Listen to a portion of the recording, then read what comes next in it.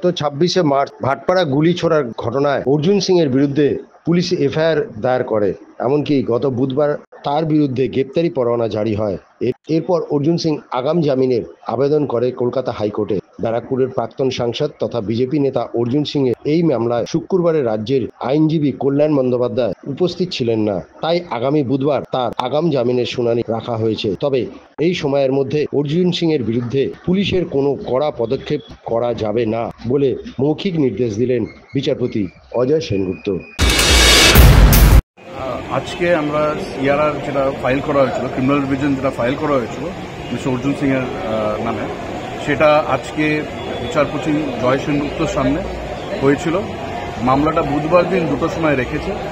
আর মৌখিকভাবে জাস্টিস জয় সেনগুপ্ত বলে দিয়েছিলেন পাবলিক প্রসিকিউটরকে যাতে স্টেট এজেন্সিরা কোনোভাবে স্টেপ না নেয় অর্জুন সিং এর বিরুদ্ধে, কোনো স্টেপ না নেয় অর্জুন সিং এর বিরুদ্ধে বুধবার দিন 2টো অবধি মামলাটা হবে। তার আগে যেন কোনো স্টেপ না নেওয়া হয়, ওনার বিরুদ্ধে কোনো রকমের কোনো স্টেপ না নেওয়া হয় মামলাটা হওয়া অবধি।